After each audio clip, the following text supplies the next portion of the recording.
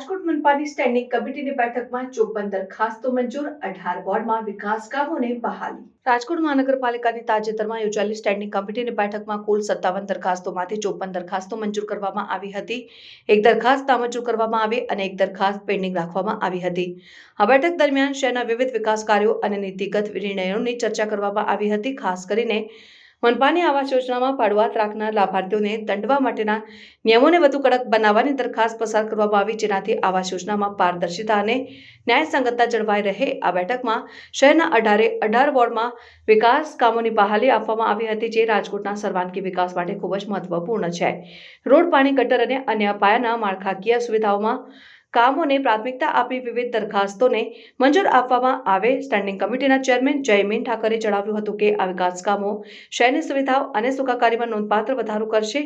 નાગરિકો માટે વધુ સુવિધાઓ ઉપલબ્ધ કરાવવાના સંકલ્પ સાથે શહેરના સર્વાંગી વિકાસ માટે સતત પ્રયત્નો કરવામાં આવી રહ્યા છે। રાજકોટ શહેરના 18 વોર્ડની અંદર મહાનગરપાલિકા દ્વારા ડીઆઈ પાઇપલાઇનના સેટઅપથી પાણી વિતરણ અમે લોકો કરી રહ્યા છીએ। નવી પાઇપલાઇનો રાજકોટ શહેરમાં મહાનગરપાલિકા દ્વારા અમે લોકો રાજકોટના કુલ 18 વોર્ડમાંથી 14 વોર્ડની અંદર અત્યારે હાલ અમારા કામ ચાલુ છે।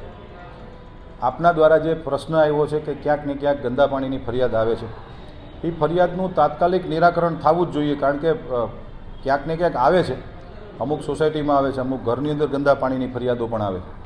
તો એ તાત્કાલિક નિરાકરણ થાય એના માટે વોર્ડ ઓફિસરની જવાબદારી પણ અમે લોકોએ ફિક્સ કરી છે અને જે તે વિભાગના પાણી અધિકારીઓ જે તે વોર્ડના એની પણ કડકમાં કડક એની જવાબદારી થાય છે ને એવી સૂચનાઓ મારા દ્વારા અમે લોકો આપે છે।